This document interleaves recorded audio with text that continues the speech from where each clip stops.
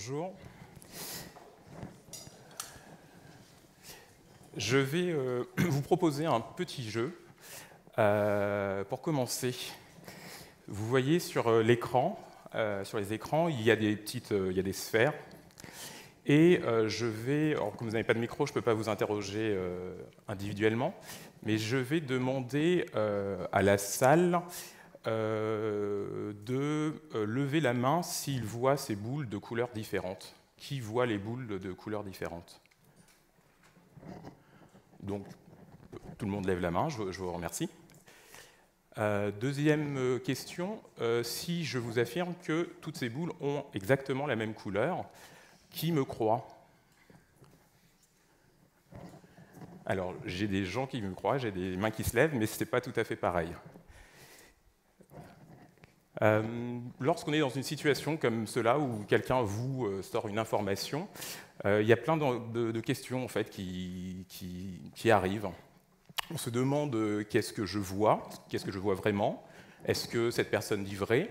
Est-ce que j'ai des raisons de croire cette personne?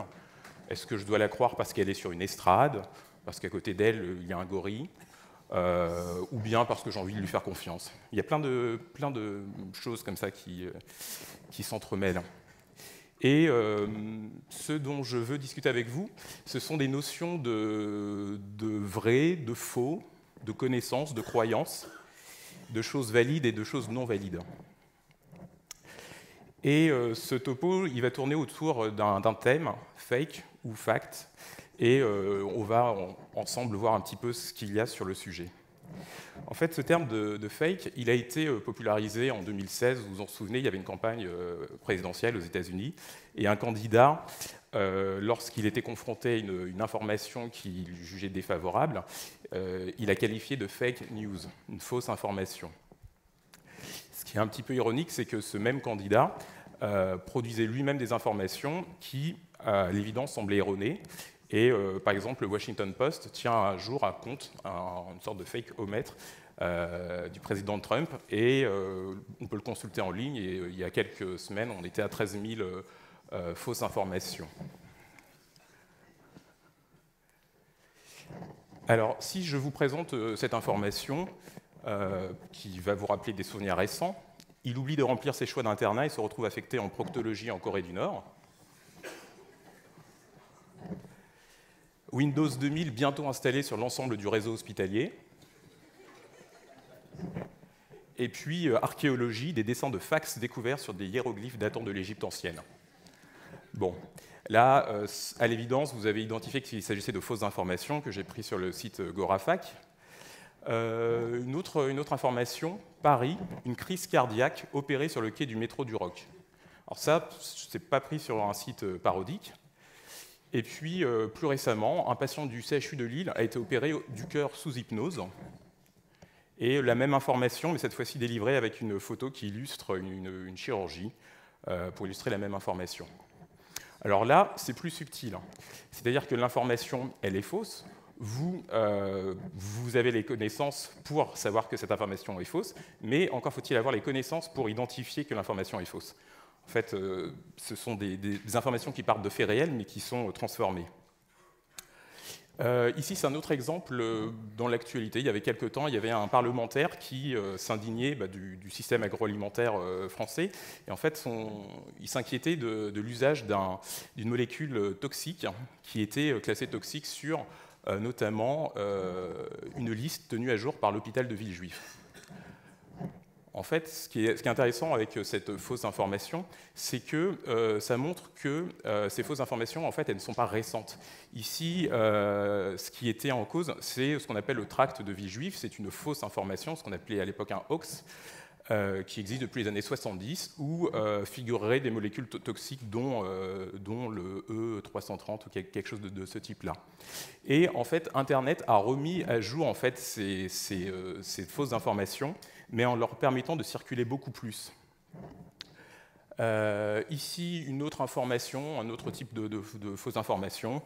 Une dame tombe enceinte après avoir couché dans des draps sales à l'hôpital. Voilà. L'exemple de fausses informations. Ici, on est sur un autre mode, une autre motivation. En fait, c'est le clic. C'est l'intérêt d'un site comme celui-là ou d'autres, c'est d'apparaître sur votre ordinateur et puis que vous cliquez dessus et puis il y a de la publicité à côté. Je vous laisserai lire l'article si vous voulez savoir comment elle est tombée enceinte. Et puis d'autres types de fausses informations qui sont en fait destinées à manipuler l'opinion. Ce sont des informations généralement qu'on retrouve sur des sites très orientés politiquement. Et donc globalement, si on prend ces fake news, on a différents cas de figure, soit le pastiche et l'humour, soit la mésinformation, donc dans ce cas-là, on est dans quelque chose de non volontaire. Et puis, il y a la manipulation et enfin ce qu'on appelle le piège à clic. Il y a une notion qui est assez intéressante dans la diffusion de ces informations, c'est la notion de distorsion. C'est une notion qui est bien étudiée depuis déjà, on va dire, près d'un siècle. Alors, je vais vous donner des références, non pas sur PubMed, mais pour changer un petit peu, des références sur YouTube. Et donc, il y a un YouTuber qui s'appelle le Messid Moussaouid, qui a écrit également un ouvrage sur ce terme, sur la notion de fouloscopie. Et donc, il étudie différents phénomènes liés aux foules et aux propagations d'informations. Et ici, en citant un travail qui a un siècle, on montre que lorsque l'on transmet une information, alors ici c'était des sujets occidentaux à qui on avait montré des motifs qui n'appartenaient pas à leur code culturel, et bien lorsqu'ils se transmettent entre eux l'information, cette information elle est certes transformée, c'est le principe du téléphone arabe, mais la transformation se fait de manière orientée. En fait, elle dépend des codes culturels de la propre personne qui transmet l'information.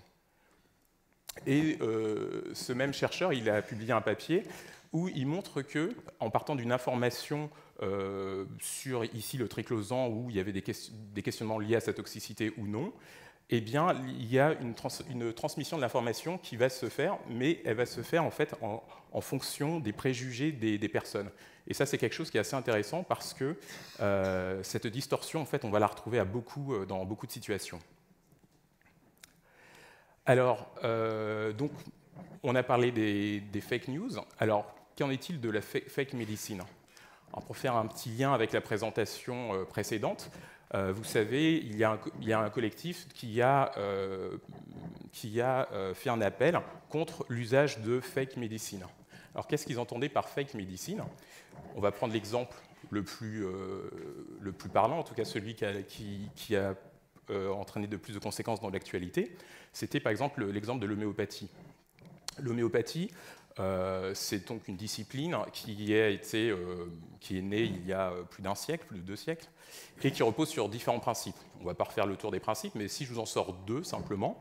Le premier, c'est le principe de similitude, c'est le principe premier de l'homéopathie.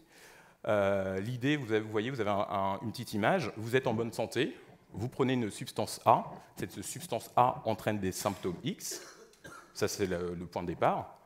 Ensuite, vous avez des symptômes X, peu importe d'ailleurs la cause de la maladie, vous prenez la substance A de la ligne du dessus et vous êtes guéri. C'est le principe de similitude. Deuxième principe, c'est le principe de dilution, parce que si on emploie la substance à des doses normales, eh ben on va se retrouver malade. Et donc le deuxième principe, c'est un petit peu un principe ad hoc, c'était de dire on va diluer le produit. Mais lorsque ce principe a été énoncé, on ne connaissait pas encore le nombre d'Avogadro, et aujourd'hui on sait que lorsqu'on dilue à passer un certain degré, la probabilité d'avoir encore une molécule de départ n'existe plus, ou est très très faible. Donc ça, ce sont les principes de départ. Alors, ça soulève beaucoup de questions. On peut se poser la question de comment une molécule qui n'existe plus, qui n'est plus présente, peut produire un effet, comment on retrouve cet effet en secouant de l'eau, comment l'eau garde de la mémoire, ou trouver de l'eau sans mémoire, parce qu'il faut bien trouver de l'eau sans mémoire pour pouvoir y mettre une information. Enfin bref, il y a plein de questionnements. Mais après tout, le rationnel, c'est peut-être... On peut ne pas comprendre le rationnel, mais la vraie question, c'est est-ce que ça marche ou pas? Et puis, en fait, pour l'homéopathie, le cadre est assez clair. On a beaucoup d'études, beaucoup d'évaluations qui arrivent toutes à la même conclusion, qu'il n'y a pas de preuve d'efficacité. Donc ça, par exemple, c'est l'exemple de ce qui est dénoncé comme étant une fake médecine. Alors, est-ce que c'est si grave que ça, une fake médecine? Alors, dans la littérature, on peut retrouver des cas cliniques rapportés de patients qui ont souhaité se traiter par homéopathie et dont l'issue a été défavorable, si ce n'est létale.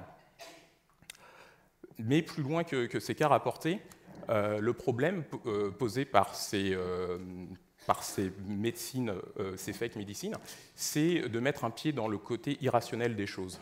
Et ici, c'était une ordonnance anonymisée qui est sur les médias sociaux, où en fait, il est noté en tout petit qu'il ne faut pas passer les tubes les granulés sous la douchette. Vous savez, quand vous achetez quelque chose, il y a une petite lumière rouge qui se met par-dessus.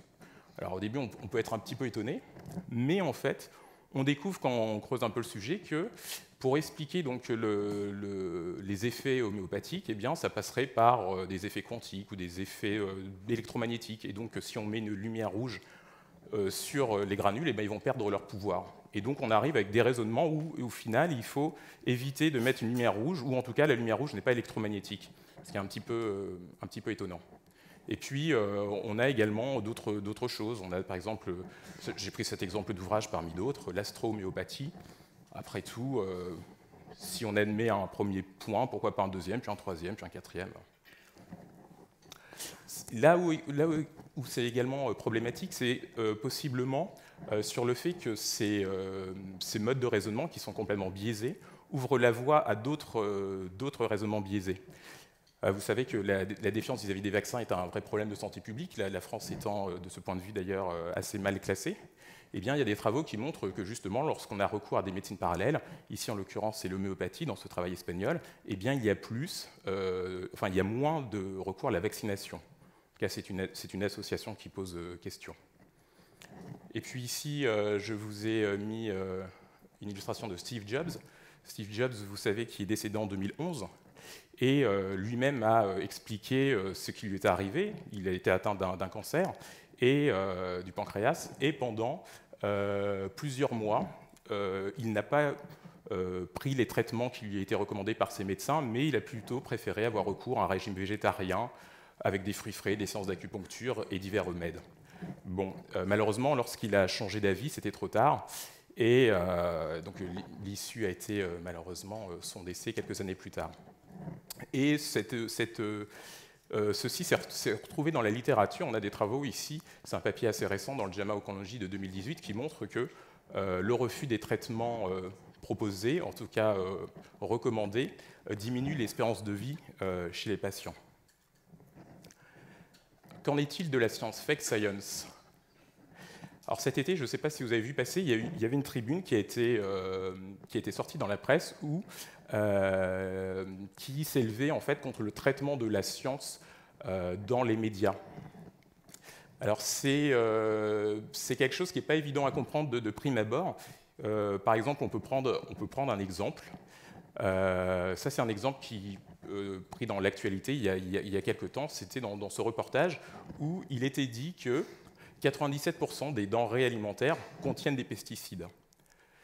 Ce qui était problématique avec cet énoncé, c'est que cet énoncé faisait allusion à un rapport qui est public et qui est très facilement accessible en ligne. Mais dans ce rapport, ce qui était dit, c'était que 97% des produits contiennent des résidus de pesticides, mais dans les limites légales. Et c'est à l'inverse, en fait, c'était 3% des aliments qui contenaient des résidus de pesticides au-delà des limites.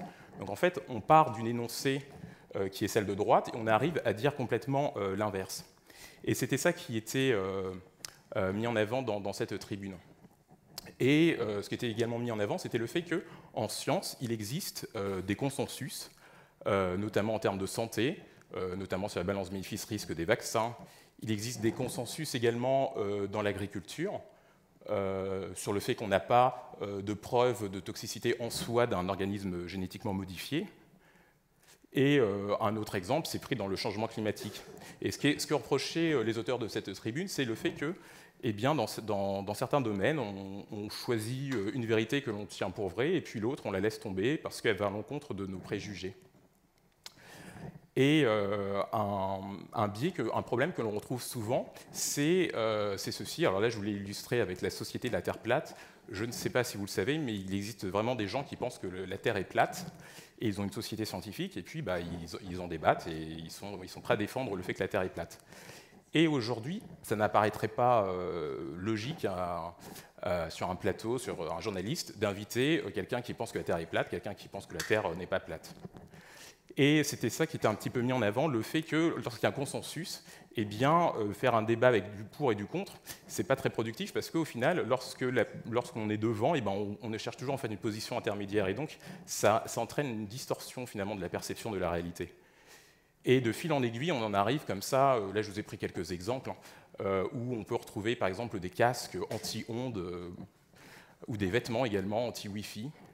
Et puis l'illustration de droite, c'est un exposé, je crois, qui est fait dans une école, où on explique le bénéfice sur la santé de certaines pierres. En gros, voilà, on trouve logique l'efficacité de la lithothérapie. Et donc ça pose vraiment des questions parce qu'en démocratie, il faut que le peuple puisse décider de ce que l'on fait, mais il faut encore avoir accès aux bonnes informations. Si on se rapproche un petit peu de notre domaine, la recherche, est-ce qu'il y a également de la fake recherche? Eh bien oui, en fait, il y a de la fake recherche, et puis depuis très longtemps, ça on le sait. Là, je vous ai juste mis en illustration, vous n'allez pas réussir à lire, mais avant de parler de fake recherche, il y a également des fake journaux. Il y a ce qu'on appelle les journaux prédateurs qui cherchent juste à... Leur modèle économique, en fait, est basé sur la publication d'articles où il faut payer. Et là c'est un exemple un petit peu drôle, où en fait des auteurs ont soumis ce papier où ils disent, je vais le traduire de manière polie, retirez-moi de votre satanée mailing list, et ils n'ont écrit que ça sur tout le papier. Ils ont mis des figures qui disent exactement la même chose, et ce papier a été accepté. Voilà. Alors, in fine, ils n'ont pas payé, ils ont refusé quand même de payer la publication de l'article, mais ils avaient quand même la lettre d'acceptation pour ce papier. Et donc, pour en revenir à la fraude, donc la fraude dans la recherche, en fait, elle est très vieille. Il y a beaucoup d'expériences, en fait, même qui sont passées à la postérité, qu'on pense qu'elles sont fausses. Plus récemment, ce sont les États-Unis qui ont été un petit peu en avance sur ce sujet. Ils ont mis en place un organisme qui est chargé d'évaluer la fraude. Et puis, plus récemment, en Europe, et encore plus récemment, il y a quelques années, à l'INSERM, il y a des comités qui se sont mis en place pour s'attaquer au problème. Alors, il y a différents types de fraude. On peut essayer de faire une sorte de gravité. En tout cas, tout en haut, on a la fabrication, la falsification et le plagiat, qui sont les fautes les plus graves et les mieux caractérisées. Également, ce qui a joué dans l'étude de la fraude ces dernières années, ça a été le développement de certains sites. PubPeer, je ne sais pas si vous connaissez peut-être pas encore. En fait, c'est un journal club en ligne où des différents scientifiques peuvent venir discuter de papiers qu'ils ont vus passer dans la littérature. Et sur ce site, en fait, on a vu de manière, on va dire, visible ce qui avant n'était pas visible avant Internet, c'est-à-dire le questionnement de scientifiques sur certaines figures de papier. C'est ainsi qu'on s'est aperçu que dans certains papiers, on retrouvait des western blots, donc en fait des illustrations qui étaient rigoureusement copiées-collées d'un papier à l'autre, et donc ce n'était pas possible. Et c'est comme ça qu'on a identifié certains papiers qui ont été ensuite retirés de la littérature. Et le deuxième site, c'est Retraction Watch, qui est justement un observatoire des papiers retirés. Et on peut être abonné à ce site, et on voit que très fréquemment, quand les papiers sont retirés de PubMed, eh bien, c'est pour fraude. Et les rétractations, il n'y en avait pas beaucoup, on va dire jusque dans les années 90, et puis à partir du début des années 2000, on a une explosion du nombre de papiers rétractés. Et je m'étais aperçu qu'on peut en fait retrouver toutes ces notices de rétractation de manière toute simple. En fait, il y a juste une combinaison de mots-clés à taper sur PubMed et il sort tout le listing des papiers retirés. Et j'ai proposé de faire ce travail avec deux internes de Caen, Stéphane Debrowski et François-Camille Grolot. On s'est donné comme objectif de prendre à une date donnée toutes les notices de rétractation et puis de voir s'il y a une spécialité qui fraude plus que les autres. Alors, on est parti donc de 4000 rétractations. On a retiré les papiers de sciences fondamentales, on a retiré des études précliniques pour ne garder que des études cliniques, et on avait à la fin 1400 papiers. Et dans ces 1400 papiers, il y avait 273 essais randomisés. Les publications, les causes de rétractation, elles vous sont représentées sur ce diagramme. La cause la plus fréquente, c'est la fabrication, la falsification de données, dans 23% des cas, puis le plagiat. Alors, on a les erreurs honnêtes, ça, c'est assez difficile à apprécier. C'est sur la note de rétractation, en fait, qui est mentionnée la cause de rétractation. Si on regarde les pays, ça se superpose un petit peu avec la production scientifique, on va dire. Les États-Unis arrivent en premier. Et si on regarde donc la question qu'on se posait, qui était quelle spécialité, entre guillemets, fraude le plus, eh bien, vous l'avez sur ce diagramme. En fait, je vous informe que vous rentrez dans la spécialité qui a le plus de papiers rétractés dans la littérature. Juste après nous, il y a les gynécologues, oncologues, cardiologie, qui sont quand même loin derrière. Alors, on avait pris une classification européenne, mais finalement, enfin, bon, ça ne change rien. La classification française, c'est exactement la même chose. Enfin, bref, ça ne change rien, on est toujours en tête. Alors, le résultat est étonnant. Après, on se pose des questions, on se demande pourquoi. Alors, si on regarde un petit peu pourquoi les papiers sont retirés, le profil des papiers retirés en anesthésie est différent des autres spécialités. On a quasiment la moitié des papiers, enfin la moitié d'ailleurs des papiers qui sont retirés pour les fautes les plus graves, qui sont fabrication et falsification de données.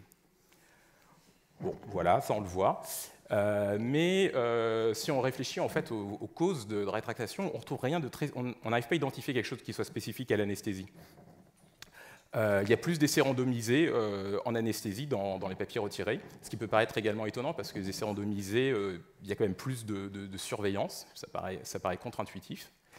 Les journaux les plus touchés, sans surprise, ce sont les journaux d'anesthésie. Et il y a une piste, en tout cas, pour expliquer pourquoi on est premier, c'est que si on regarde, là je vous ai mis le top 20 à peu près des plus grands fraudeurs. Eh bien, vous voyez qu'ils sont largement tous quasiment anesthésistes. Et en fait, on a été, entre guillemets, victime de serial fraudeurs dans les spécialités. Alors, je vais vous en présenter quelques-uns. Scott Reuben, en fait, qui travaille aux États-Unis, qui est un expert de la douleur. Notamment, il a fait toute une littérature sur les anti-inflammatoires. Eh bien, ces travaux en fait, ont été remis en cause parce qu'il y avait des patients qui n'existaient pas.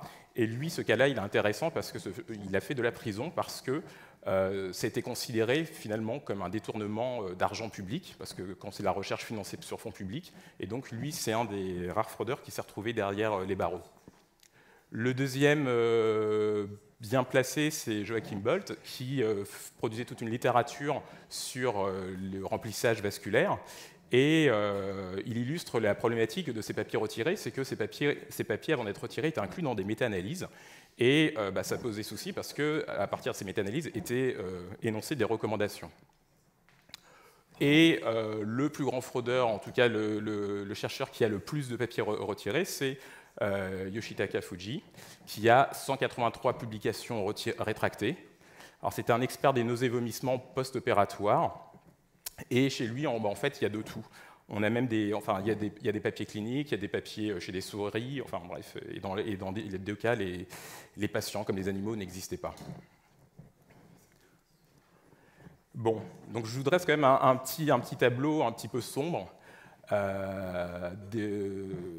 la science, et puis même de manière générale de ce qu'on peut croire, ce qu'on ne peut pas croire. On peut quand même se dire qu'il faut quand même éviter il y a deux écueils à éviter. Il y a le scepticisme. Alors, le scepticisme au sens philosophique. Le scepticisme au sens philosophique, on invoque souvent le philosophe de l'Antiquité Pyrrhon, qui était réputé ne croire en rien. Et ici, il est représenté sur un bateau, pendant que tout le monde s'agite dans la tempête. Lui ne bouge pas parce qu'il ne croit même pas à l'existence de cette tempête. Bon. C'est une position purement, on va dire, philosophique. C'est parce que si le scepticisme absolu est cohérent, il ne devrait même pas croire en son propre scepticisme. Donc voilà, c'est une position sur l'échiquier.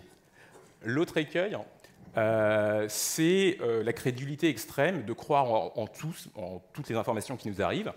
Et lorsqu'on est dans cette démarche-là, en fait, on arrive très vite vers du complotisme, du conspirationnisme. Ce n'est pas possible non plus. Et donc, ce qu'il faut, c'est avoir recours à différents outils. Le premier outil que je veux évoquer, c'est la philosophie. Alors, on a tous des souvenirs un petit peu brumeux de philosophie en classe de terminale. C'est peut-être pas les meilleurs souvenirs d'ailleurs de cette époque. Mais ce qui est intéressant, c'est de voir que la philosophie, la logique en philosophie, s'intéresse à cette question de vérité. Il y a beaucoup de choses à apprendre à ce niveau. Et ma deuxième référence, d'ailleurs, c'est Monsieur Fick, un youtubeur, un prof de philo, qui a des vidéos tout à fait passionnantes sur la philosophie, notamment la philosophie des sciences, que je vous encourage à regarder. Et depuis le début de ce topo, je vous parle de ce qui est faux, de ce qui est vrai, mais je n'ai pas défini les termes. En fait, ce qui est intéressant, c'est d'essayer de définir ce qui est vrai. En fait, la vérité, c'est une notion qui est liée au langage. On va parler, en fait, avec le langage, on formule des propositions, donc des énoncés, et on va parler de propositions vraies lorsque la proposition correspond à la réalité.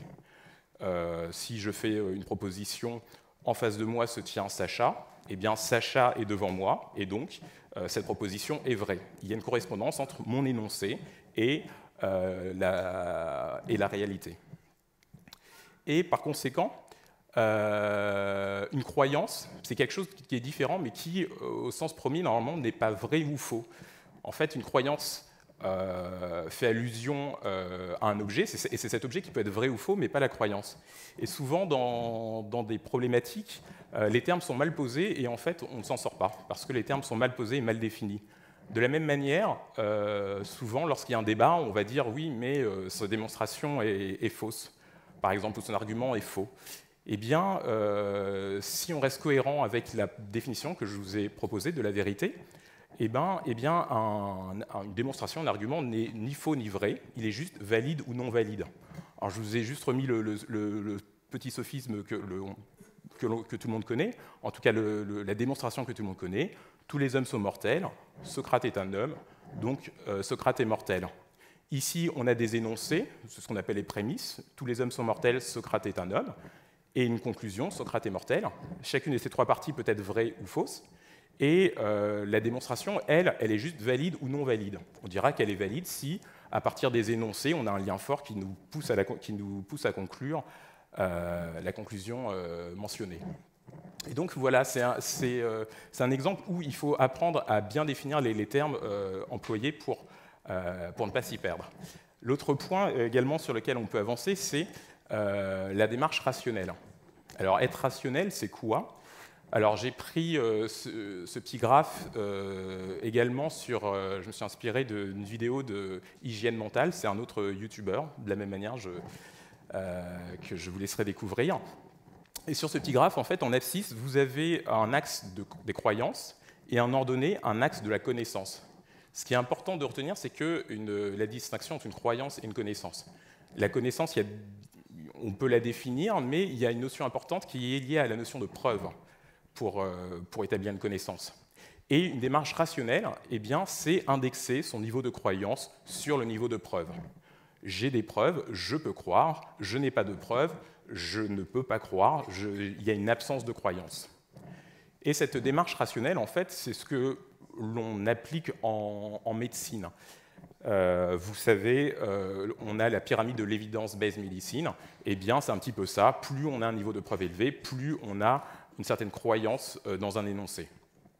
Alors, on peut sortir de cet axe de rationalité. On peut croire en quelque chose sans preuve, mais dans ce cas-là, ça s'appelle un acte de foi.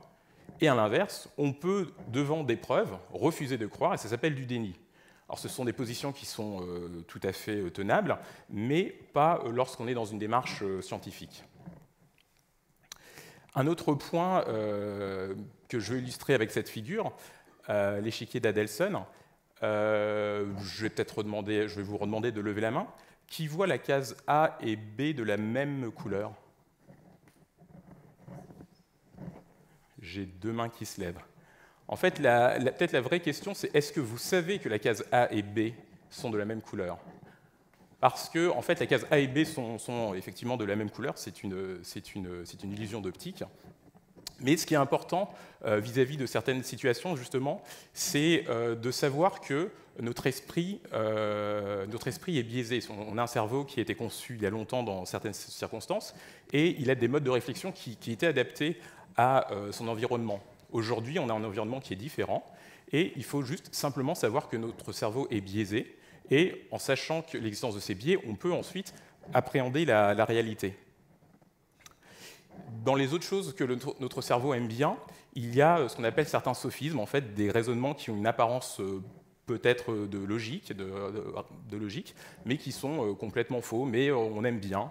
Là, j'en ai mis quelques-uns. On aime bien tout ce qui fait référence à la nature, on aime bien ce qui est dit naturel, on n'aime pas ce qui est dit de synthèse, on ne sait pas trop ce qui est de synthèse, ce qui est chimique, pas chimique, ce qui est nature, pas nature, mais on aime bien ce qui est naturel.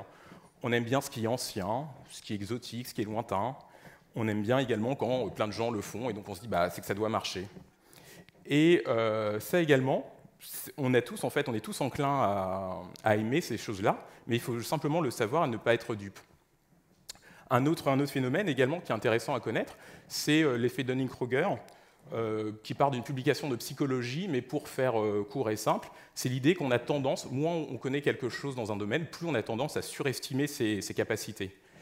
Et ça, c'est problématique à une époque où on a accès à énormément d'informations, et tout un chacun peut se penser rapidement expert et avoir un avis très tranché, et après ne plus en changer. Ça, c'est problématique. Et comment on peut sortir de tous ces biais? Eh bien, il y a des chercheurs, il y a des psychologues qui travaillent dessus. Il y a une autre démarche, il y a une démarche qui est très proche, qui s'appelle la zététique. Alors, le terme est un petit peu bizarre, étrange, mais je vais le résumer en disant que c'est l'apprentissage du raisonnement critique. Il y a des cours en ligne de l'Université de Grenoble, de la même manière, je vous encourage à voir, où on explique ces principes de zététique, et finalement, vous verrez que dans notre pratique médicale, on applique ces principes, en fait, ce sont des principes rationnels, mais on l'applique sans le savoir. Et puis, il y a plein de ressources en ligne, je pense également à La Tronchambier, qui est une autre chaîne sur YouTube.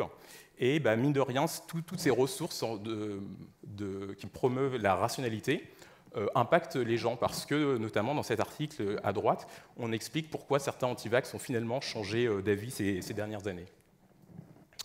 Et puis, pour terminer sur le petit quiz que je vous ai posé au tout départ, quand vous ne me croyez pas quand je vous disais que toutes les boules avaient la même couleur, eh bien, vous étiez justifié à ne pas me croire parce que je ne vous avais pas apporté de preuves.